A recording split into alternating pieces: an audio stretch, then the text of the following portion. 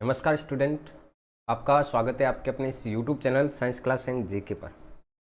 आज देखो हम यहाँ पे जो क्रेब्स चक्कर वाला हमारा जो टॉपिक चल रहा था चैप्टर नंबर 11 का, तो अब यहाँ पे हम क्रेब्स चक्कर को एक बार कंप्लीट वापस रिवाइज कर लेते हैं और फिर हम आगे चलेंगे, इससे नेक्स्ट टॉपिक पढ़ेंगे। देखो जो रेस्पिरेशन वाला हमारा चैप्टर चल रहा था 11वां लेसन, ठीक है, तो इसमें हम पढ़ रहे थे यहाँ पे क्रेब्स चक्कर के बारे में। ग्लाइकोलाइसिस चक्कर कंप्लीट कर लिया था। अब देखो इस क्रेब्स चक्कर के अंदर मुख्य रूप से हमने बात की थी कि जो पायरुविक अम्ल है, ये पायरुविक अम्ल बनाता है आपके एसिटाइल को एंजाइम ए। इसका निर्माण करता है पायरुविक अम्ल, यहाँ पे एसिटाइल को एंजाइम ए का निर्माण करता है। तो ये यहाँ से लेकर यहाँ तक की जो प्रोसेस है, ये प्रोसेस कहलाती है आपके लिंक रिएक्शन। ये प्रोसेस क्या कहलाती है यहाँ पे? लिंक रिएक्शन कहलाती है, ठीक है। इसे योजक कड़ी कहते हैं क्योंकि ये आपके ग्लाइकोलाइसिस और क्रेब्स चक्कर को जोड़ने का कार्य करती है। फिर हमने इसके बाद में नेक्स्ट जो बात की थी यहाँ पे, वो बात की थी यहाँ पे कि जो एसिटाइल को एंजाइम ए है, ये एसिटाइल को एंजाइम ए, इसके अंदर 2 कार्बन है। कितने कार्बन यहाँ पे? एसिटाइल को एंजाइम ए के अंदर 2 कार्बन। ये 2 कार्बन आपके ऑक्जेलो एसिटिक अम्ल के 4 कार्बन के साथ मिलकर 6 कार्बन का पहला जो यौगिक बनाते हैं वो कौन सा बनाते हैं? यहाँ पे सिट्रिक अम्ल। किसका निर्माण करते हैं? यहाँ पे सिट्रिक अम्ल का निर्माण करते हैं। अब ध्यान में रखना कि जो सिट्रिक अम्ल है, ये सिट्रिक अम्ल आगे चलकर यहाँ पे सिस एकोनिटिक एसिड के अंदर कन्वर्ट होता है। तो यहाँ पे जो एंजाइम काम में आएगा वो आपके एकोनिटेज एंजाइम काम में आएगा। कौन सा एंजाइम काम में आएगा? एकोनिटेज। और इसके अलावा यहाँ पे एक जल का अणु क्या होता है? बाहर निकलता है। फिर देखो हमने यहाँ पे सिस एकोनिटिक एसिड यहाँ पे आइसोसिट्रिक अम्ल बनाएगा, तो यहाँ पर भी एकोनिटेज एंजाइम काम में आएगा। वापिस जल का अणु क्या होता है? यहाँ पे इंटर होता है। अब जो आइसोसिट्रिक अम्ल है, ये आइसोसिट्रिक अम्ल यहाँ पे ऑक्जेलोसक्सिनिक अम्ल का निर्माण करता है। किसका निर्माण करते हैं? यहाँ पे ऑक्जेलोसक्सिनिक अम्ल का निर्माण करता है। तो जब यहाँ पे ऑक्जेलोसक्सिनिक अम्ल बनता है, तो ऑक्जेलोसक्सिनिक अम्ल के कारण देखो इसके अंदर 6 कार्बन, यहाँ पर भी 6 कार्बन है। तो ऑक्जेलोसक्सिनिक अम्ल से यहाँ पे आपके आइसोसिट्रिक अम्ल से जब आपके ऑक्जेलोसक्सिनिक अम्ल बनेगा, तो यहाँ से क्या होता है कि कुछ हाइड्रोजन क्या निकलते हैं? बाहर निकलते हैं। कुछ हाइड्रोजन क्या होते हैं? बाहर निकलते हैं। तो हाइड्रोजन बाहर निकलते, तो यहाँ पे जो एंजाइम काम में आएगा वो आ जाएगा आपके isocitric dehydrogenase. Isocitric dehydrogenase enzyme क्या हो जाएगा? यहाँ पे काम में आ जाएगा। डिहाइड्रोजिनेज एंजाइम काम में आ जाएगा। और इस समय यहाँ पे देखो एक यहाँ पे NAD से क्या बन रहा है? यहाँ पे NADH+H+ का क्या हो रहा है? निर्माण हो रहा है। किसका निर्माण हो रहा है? NADH+H+ का निर्माण हो रहा है। अब जो ऑक्जेलोसक्सिनिक अम्ल है, ये 6 कार्बन आपके कन्वर्ट हो गए यहाँ पे अल्फा कीटोग्लूटेरिक अम्ल के अंदर। किसके अंदर चेंज हो जाएगा? अल्फा कीटोग्लूटेरिक अम्ल। और जब अल्फा कीटोग्लूटेरिक अम्ल बनाएगा, तो यहाँ पे CO2 के रूप में एक कार्बन क्या होता है? यहाँ से बाहर निकल जाता है। तो इसके अंदर 6 कार्बन है, तो एक कार्बन यहाँ पे CO2 के रूप में बाहर निकल गया। तो पीछे यहाँ पे कितने कार्बन का यौगिक बनेगा? आपके 5 कार्बन का यौगिक बनेगा, जिससे हम क्या कहते हैं? यहाँ पे अल्फा कीटोग्लूटेरिक अम्ल। तो जब भी यहाँ पे कार्बन बाहर निकलता है CO2 के रूप में, तो यहाँ पे जो एंजाइम आएगा वो आ जाएगा डी कार्बोक्सिलेज एंजाइम। कौन सा enzyme? D carboxylase enzyme. Clear बात है यहाँ तक? तो फिर देखो नेक्स्ट, अल्फा कीटोग्लूटेरिक अम्ल आगे चलकर कन्वर्ट होते हैं यहाँ पे 4 कार्बन के यौगिक के अंदर। देखो अल्फा कीटोग्लूटेरिक के अंदर 5 कार्बन का यौगिक है। अब 5 कार्बन यौगिक से यहाँ पे 4 कार्बन का एक यौगिक बनेगा, जिसमें से आपके एक कार्बन CO2 के रूप में फिर से बाहर निकल जाता है। तो फिर से यहाँ पे जो एंजाइम के नाम के पीछे क्या जुड़ेगा? डिहाइड्रोजिनेज। और यहाँ पे NAD से क्या बनेगा? आपके NADH+H+ बनेगा।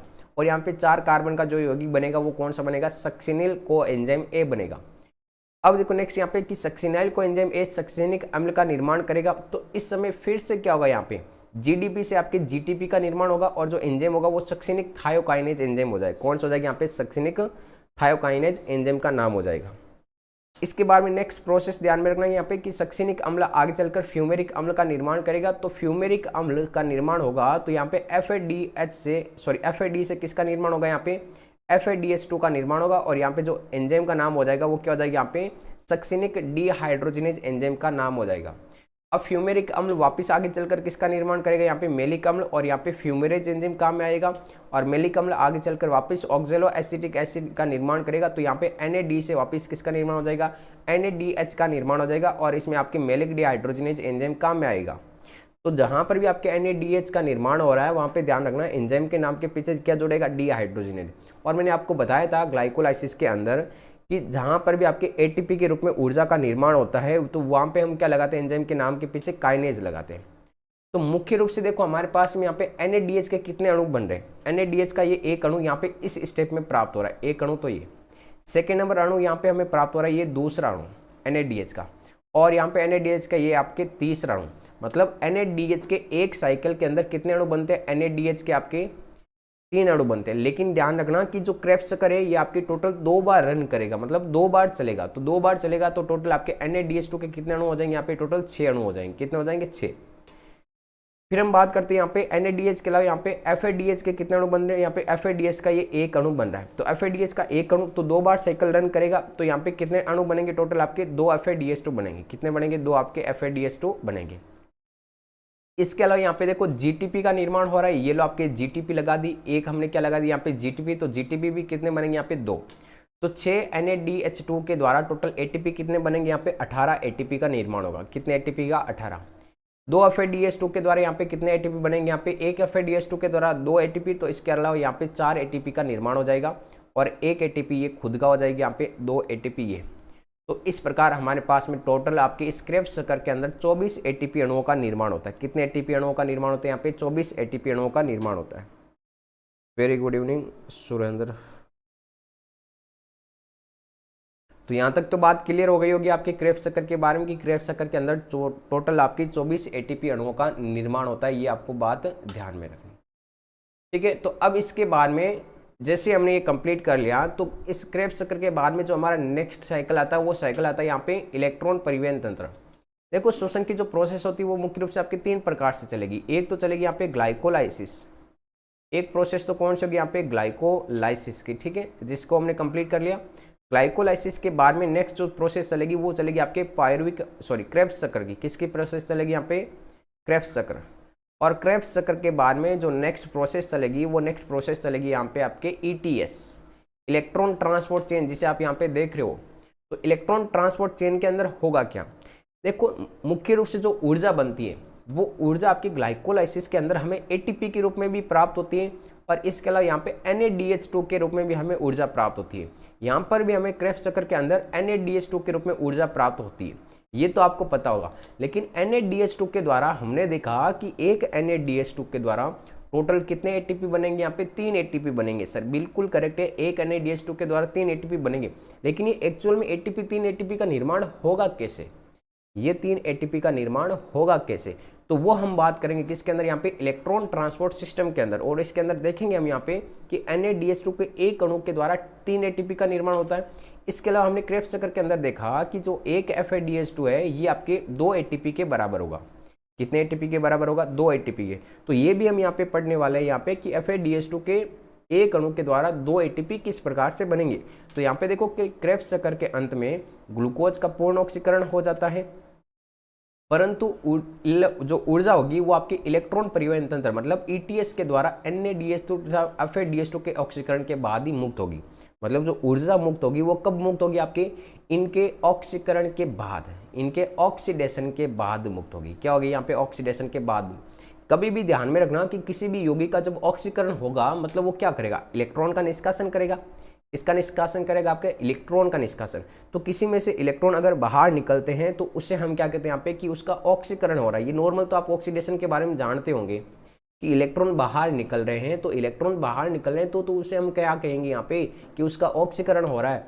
अब जो इलेक्ट्रॉन है ये इलेक्ट्रॉन आपके इलेक्ट्रॉन परिवहन तंत्र में इलेक्ट्रॉन एक श्रेणीबद्ध निश्चित क्रम में एक वाहक से दूसरे वाहक को स्थानांतरित किए जाते हैं। अभी जो इलेक्ट्रॉन फ्री होंगे ना यहाँ पे ऑक्सीडेशन में, ये इलेक्ट्रॉन एक वाहक से दूसरे वाहक के अंदर क्या होंगे, यहाँ पे ट्रांसफर होंगे। क्या होंगे यहाँ पे, इलेक्ट्रॉन एक वाहक से दूसरे वाहक के अंदर क्या होंगे, यहाँ पे स्थानांतरित होंगे।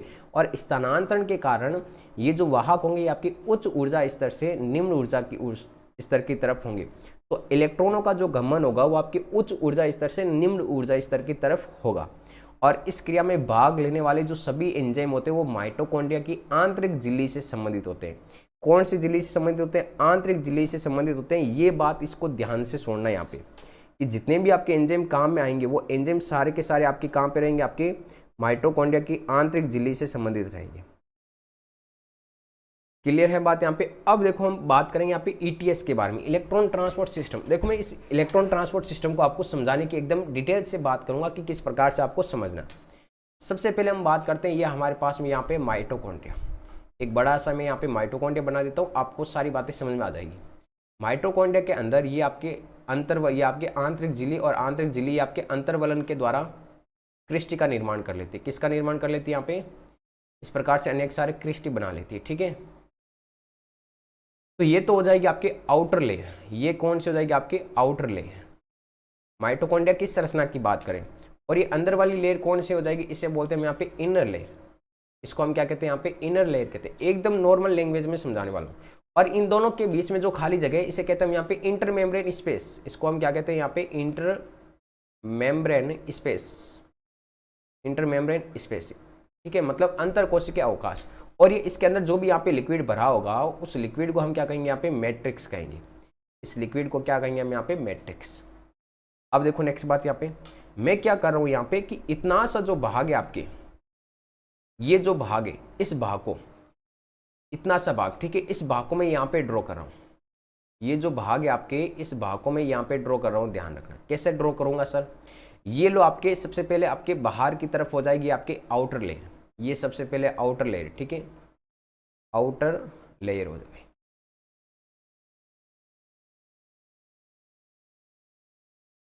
माइटोकॉन्ड्रिया क्या ये पता नहीं। माइटोकॉन्ड्रिया देखो यहाँ पे कोशिका का शक्तिगृह कहलाता है। पहले मैंने यहाँ पे बता दिया सारी प्रोसेस, तो यहाँ पे अब चैप्टर के एंडिंग में आने लग गई हम यहाँ पे।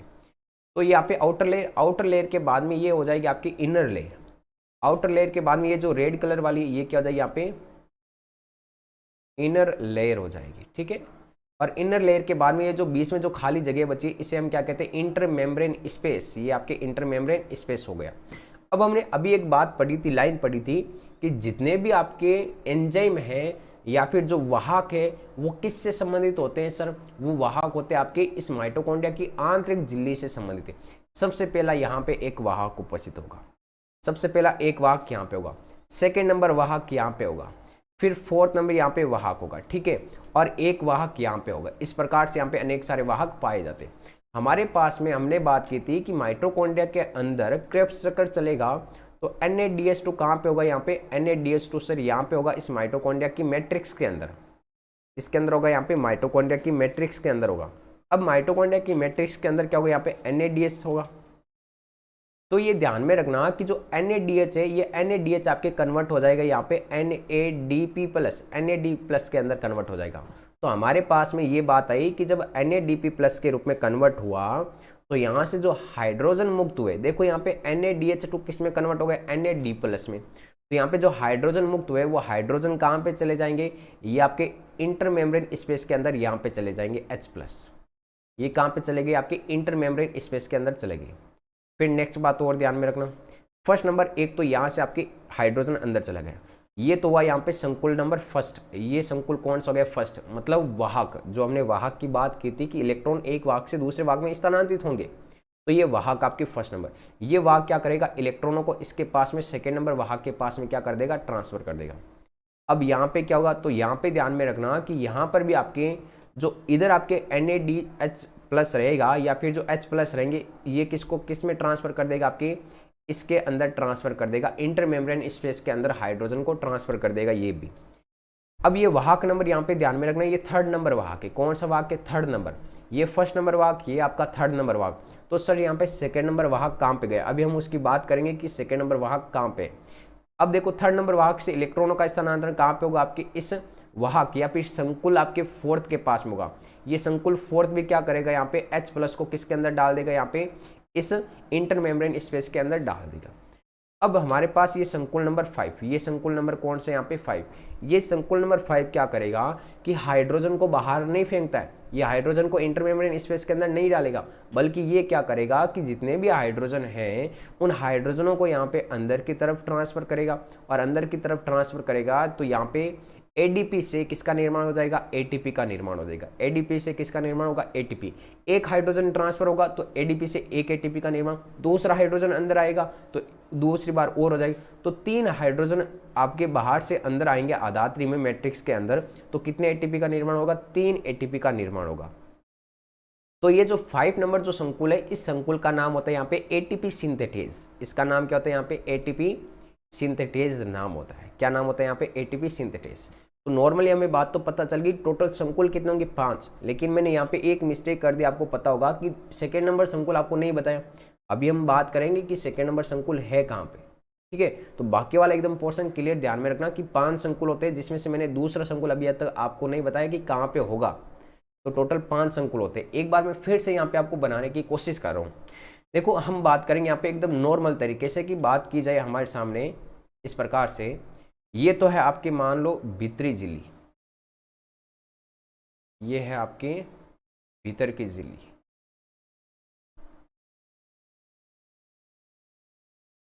ये हो गई एक लेयर। ठीक है, इसे हम बोलते हैं यहाँ पे आंतरिक झिल्ली। ये कौन सी झिल्ली हो जाएगी सर? यहाँ पे आंतरिक झिल्ली हो जाएगी।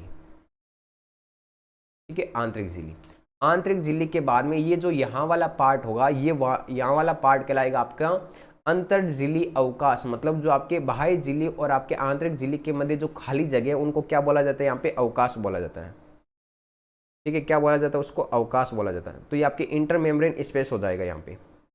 फिर इंटरमेम्ब्रेन स्पेस के बाद में नेक्स्ट लेयर ध्यान में रखना कि ये यहाँ वाला जो भाग होगा, एक बार मैं इस ऊपर वाले को थोड़ा क्लियर साफ कर देता हूँ।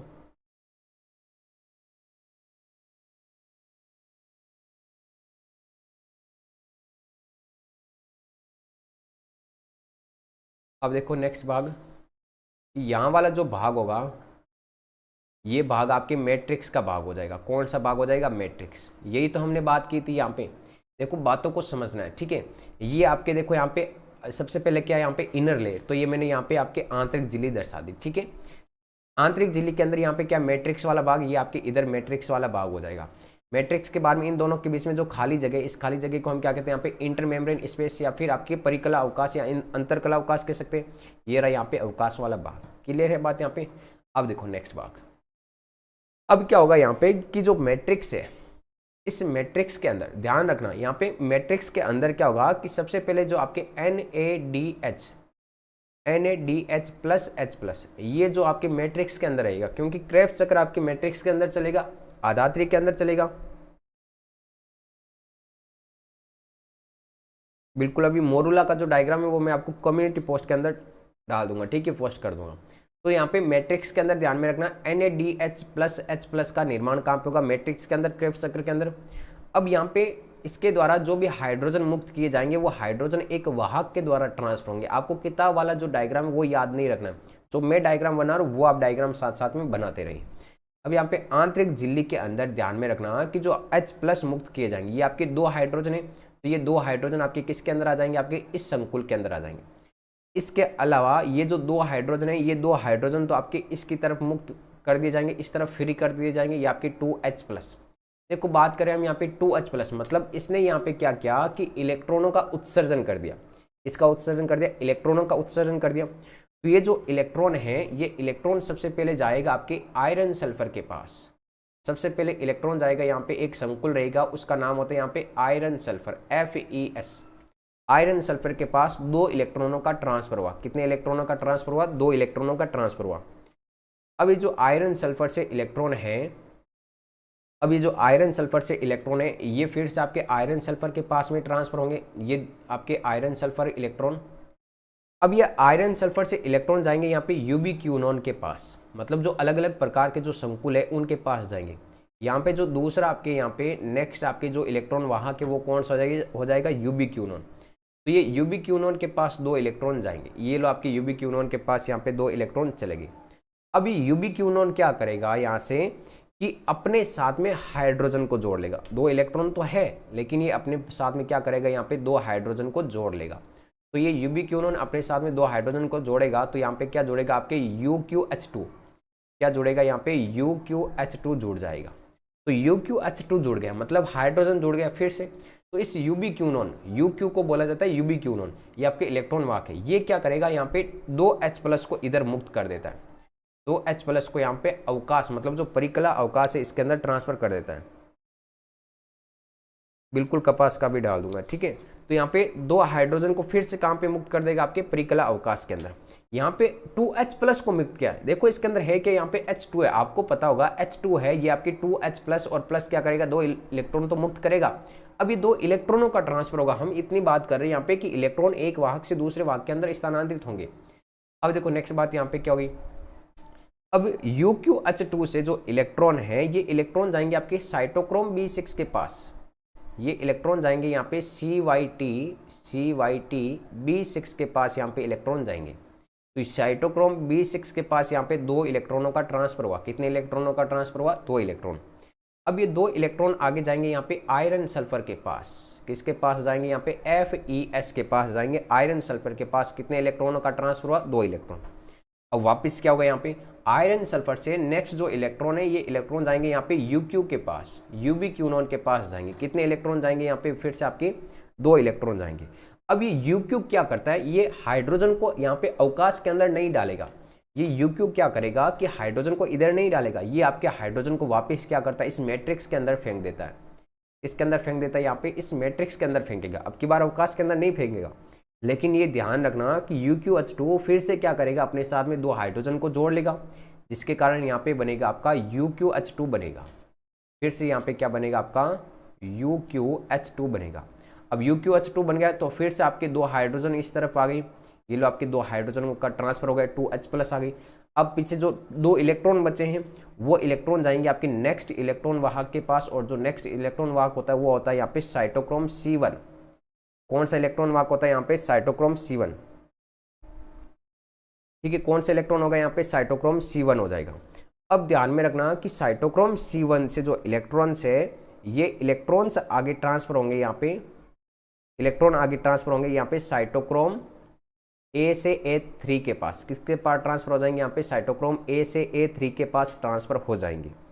तो मुख्य रूप से हमारे पास में ये बात आ रही है सर यहाँ पे। अब बताइए आप कि इसमें से आपके कौन कौन से यहाँ पे मुख्य रूप से संकुल है। तो सबसे पहला संकुल ध्यान में रखना ये होता है यहाँ पे आयरन सल्फर संकुल, ये फर्स्ट नंबर संकुल। तो संकुल नंबर जो फर्स्ट रहेगा, देखो मैं साइड में आपको संकुल बता देता हूँ। संकुल नंबर जो फर्स्ट रहेगा वो रहेगा यहाँ पे आयरन सल्फर। कौन सा रहेगा? यहाँ पे आयरन सल्फर रहेगा सर, यहाँ पे FeS रहेगा, या फिर इसको हम यहाँ पे FMN भी कह सकते हैं। क्या कह सकते हैं? यहाँ पे FMN कह सकते हैं। सेकेंड नंबर जो संकुल होगा वो संकुल होगा यहाँ पे आयरन सल्फर। सेकेंड नंबर संकुल वो कौन सा होगा? आयरन सल्फर होगा, सिर्फ और सिर्फ। ठीक है, इसके बाद में नेक्स्ट जो आपके संकुल होगा वो संकुल हो जाएगा यहाँ पे ध्यान में रखना साइटोक्रोम B और साइटोक्रोम C1। कौन सा हो जाएगा? साइटोक्रोम B और साइटोक्रोम C1। तो हमारे पास फर्स्ट संकुल आपको पता चल गया। अब देखो फर्स्ट संकुल के बाद हमारे पास जो थर्ड नंबर संकुल आ रहा है कि थर्ड नंबर संकुल कौन सा होगा? साइटोक्रोम B और साइटोक्रोम C1। तो हमारे पास ये रहा यहाँ पे आपके साइटोक्रोम B और साइटोक्रोम C1 की बात की जाए तो ये रहा आपका B6 और यहाँ पे रहा आपका C1।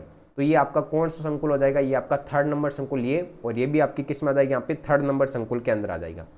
ये भी किसके अंतर्गत आ जाएगा? थर्ड नंबर संकुल। फिर बात की जाए यहाँ पे कि संकुल नंबर 4 कौन सा होगा सर? संकुल नंबर 4, तो संकुल नंबर जो 4 होगा वो हो जाएगा यहाँ पे साइटोक्रोम A से साइटोक्रोम A3 के पास। तो ये आपका यहाँ पे 4th नंबर संकुल रहेगा। तो सर आपने यहाँ पे 3 संकुल तो बता दिया, हमें फर्स्ट बता दिया, थर्ड बता दिया, फोर्थ बता दिया, सेकेंड नंबर संकुल कहाँ पे गया? अभी वेट करो, अभी मैं बताऊंगा वो सेकेंड नंबर संकुल कहाँ पे और कैसे उपयोग होगा। तो अब देखो यहाँ पे बात आती है हमारे पास में कि संकुल नंबर जो 5 होगा वो संकुल नंबर 5 का नाम क्या होगा? तो संकुल नंबर 5 का नाम अभी मैंने पीछे आपको बताया था, ATP सिंथेटेज नाम होगा उसका। क्या नाम होगा उसका? ATP synthetase. अभी क्लास एंड होने के बाद मैं फोटो डाल दूंगा ATP सिंथेटेज। ठीक है, ATP सिंथेटेज नाम होगा। ये लो आपकी ATP सिंथेटेज। तो सर ये ATP सिंथेटेज होगा कहाँ पे? तो उसकी भी बात करते हैं। ये ATP सिंथेटेज, इसको मैं थोड़ा अलग कलर से बना देता हूँ यहाँ पे, चलो इस कलर से बना देता हूँ। ये ATP सिंथेटेज होगा यहाँ पे, ये लो यहाँ पे लगा हुआ आपका ATP सिंथेटेज इस बल्ब के समान। मतलब हमने देखा था कि क्रिस्टी होती है, उस क्रिस्टी की सतह पर ये देखो, जब आप माइटोकॉन्ड्रिया की संरचना पढ़ते हैं तो इन क्रिस्टी की सतह पर हमने देखा था ऐसे बल्ब के समान संरचना रहती है, जिसे हम F1 कण कहते हैं। क्या कहते हैं इनको हम यहाँ पे? F1 कण। वो सेम ही यहाँ पे F1 कण है, वो सेम ही क्या यहाँ पे? F1 कण। तो ये क्या करेगा यहाँ पे? ये संकुल नंबर 5 है। ये कौन सा यहाँ पे? संकुल नंबर 5 है। अब ये क्या करेगा कि ये जितने भी H+ है, जब एक बार यहाँ से इसमें से H+ गुजरेगा तो यहाँ पे आपके ध्यान में रखना ADP से किसका निर्माण होगा? ATP का निर्माण होगा। इसका निर्माण होगा ADP से, यहाँ पे ATP का निर्माण होगा। 2 H+ अंदर से गुजरेंगे इससे 5 नंबर संकुल से, तो ये क्या करेगा? ATP सिंथेटेज, मतलब ATP का सिंथेसिस करेगा, ATP का निर्माण करेगा। तो कितनी बार हाइड्रोजन बने हमारे पास में? यहाँ पे 3 बार हाइड्रोजन बने सर। यहाँ पे किससे बने यहाँ पे 3 बार hydrogen, NaDH plus H plus से 3 हाइड्रोजन बने, तो यहाँ पे 3 बार हाइड्रोजन इसमें से जाएंगे तो कितने ATP का निर्माण करेगा, एक NaDH, वो आपके 3 ATP का निर्माण करेगा। ये बात तो आपको समझ में आ गई होगी। अब बात करते हैं हम यहाँ पे कि जो FADH है, FADH2, ये सर आपके 2 ATP का निर्माण कैसे करता है, ये आपके 2 ATP का निर्माण कैसे करता है। NaDH तो हमने देख लिया 3 ATP का निर्माण करेगा, लेकिन FADH2 कैसे आपके 2 ATP का निर्माण करेगा। तो हमने एक संकुल को यहाँ पे छोड़ा था, कौन सा संकुल छोड़ा था, आयरन सल्फर संकुल। ये आयरन सल्फर संकुल यहाँ पे पाया जाता है सर, ये आयरन संकुल यहाँ पे पाया जाता है और ये संकुल हो जाएगा आपका सेकेंड नंबर संकुल। कौन सा हो जाएगा, सेकेंड नंबर संकुल। ये सेकेंड नंबर संकुल यहाँ से आपके FADH2 स्टार्ट होगा, ये FADH2 यहाँ से स्टार्ट होगा, तो ये क्या करेगा, आपके 2H प्लस यहाँ से जाएंगे, 2H प्लस और 2H प्लस, मतलब एक H प्लस तो क्या रह गया यहाँ पे ऊपर रह गया, तो FADH2 तो यहाँ से स्टार्ट होगा संकुल नंबर सेकंड से, तो इस कारण नीचे आपके 2H प्लस ही बचते हैं और ये 2H प्लस से क्या करते हैं, आपके 2 बार ATP सिंथेटेज, मतलब इस 5 नंबर संकुल में से गुजरेंगे, तो यहाँ पे 2 बार गुजरेंगे तो कितने ATP का निर्माण होगा, 2 ATP अणुओं का ही निर्माण होगा। बस ये आप इसको ध्यान कर लेना यहाँ पे, ये आपके मेन मुख्य रूप से याद रखना आपको इलेक्ट्रॉन ट्रांसपोर्ट सिस्टम। इसका जो डायग्राम है वो डायग्राम में आपको जैसे क्लास एंड होगी, क्लास एंड होने के बाद मैं आपको टेलीग्राम ग्रुप पे अपलोड करवा दूंगा, ठीक है। उसकी डायरेक्ट मैं आपको पिक सेंड कर दूंगा, या तो व्हाट्सएप ग्रुप या फिर टेलीग्राम ग्रुप, दोनों के अंदर। और इसके अलावा कम्युनिटी पोस्ट के अंदर मैं इसकी जो डायग्राम की फोटो है वो मैं आपको प्रोवाइड करवा दूंगा, उसको याद रख लेना, क्योंकि बुक में आपके जो डायग्राम बनाया है उसको आप समझ नहीं पाओगे कि वो किस प्रकार से बना हुआ है। तो ये तो बात थी यहाँ पे आपकी इलेक्ट्रॉन ट्रांसपोर्ट सिस्टम के बारे में कि इलेक्ट्रॉनों का स्थानांतरण कैसे होता है, ठीक है। तो ये इलेक्ट्रॉन ट्रांसपोर्ट सिस्टम, अब बाकी वाली जितनी भी बातें होगी वो हम पढ़ेंगे आपकी कल की क्लास में। इसके अलावा ध्यान रखना भाई 8:30 बजे आपके शेखावाटी मिशन वाली जो PDF है उसकी क्लास होने वाली आज। आगे के जो भी क्वेश्चन होंगे उन क्वेश्चनों को हम यहाँ पे सॉल्व करेंगे आज।